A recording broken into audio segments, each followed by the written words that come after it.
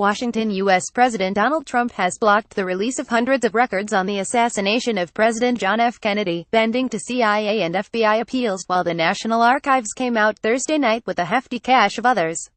"I have no choice," Trump said in a memo, citing potentially irreversible harm to national security if he were to allow all records to come out now. He placed those files under a 6-month review while letting 2,800 others come out, racing a deadline to honor a law mandating their release.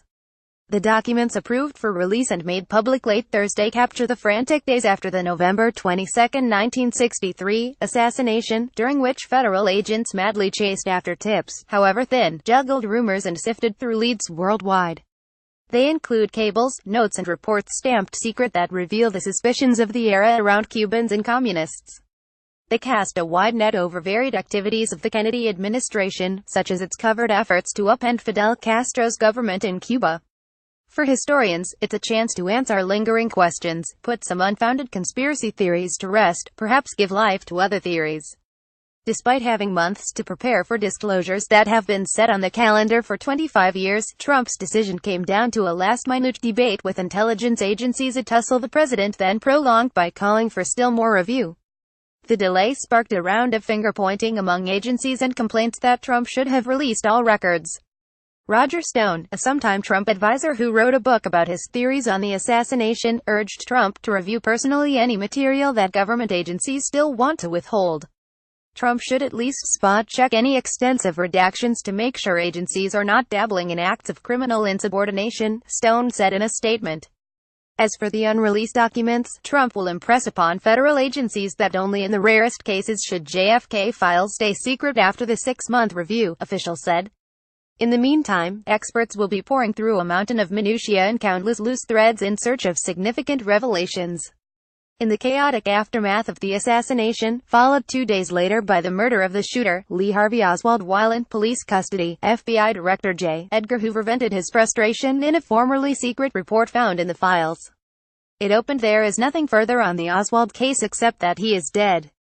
But, reflecting on Oswald less than an hour after he died, Hoover already sensed theories would form about a conspiracy broader than the lone assassin.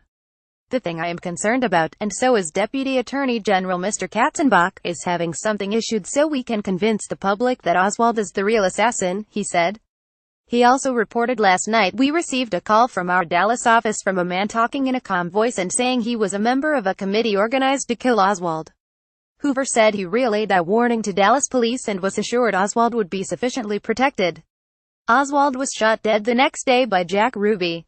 A document from 1975 contains a partial deposition by Richard Helms, a deputy CIA director under Kennedy who later became CIA chief, to the Rockefeller Commission, which was studying unauthorized CIA activities in domestic affairs. Commission lawyers appeared to be probing for information on what foreign leaders might have been the subject of assassination attempts by or on behalf of the CIA.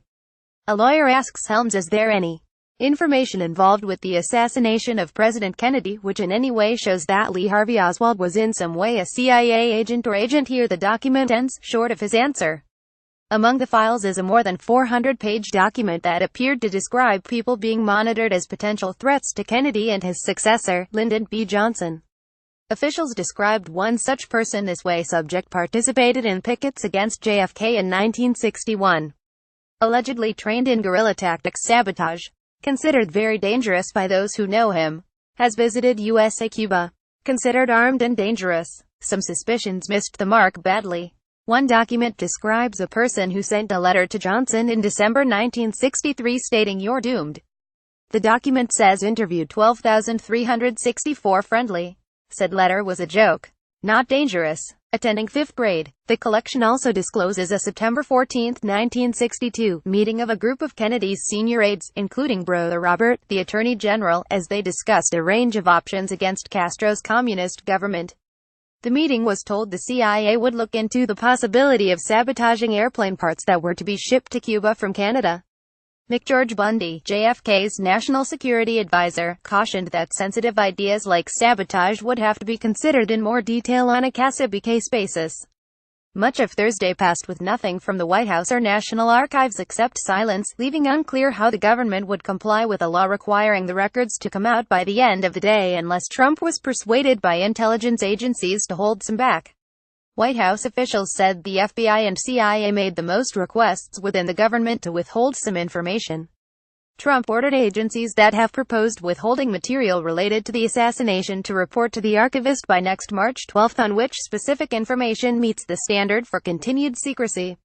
That standard includes details that could cause harm to the military, defense, intelligence operations, law enforcement, or conduct of foreign relations, Trump wrote in his order.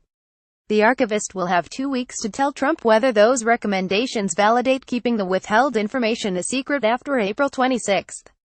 The full record will still be kept from the public for at least 6 months and longer if agencies make a persuasive enough case for continued secrecy. The collection includes more than 3,100 records comprising hundreds of thousands of pages that have never been seen by the public. About 30,000 documents were released previously with redactions. Whatever details are released, they're not expected to give a definitive answer to a question that still lingers for some: whether anyone other than Oswald was involved in the assassination.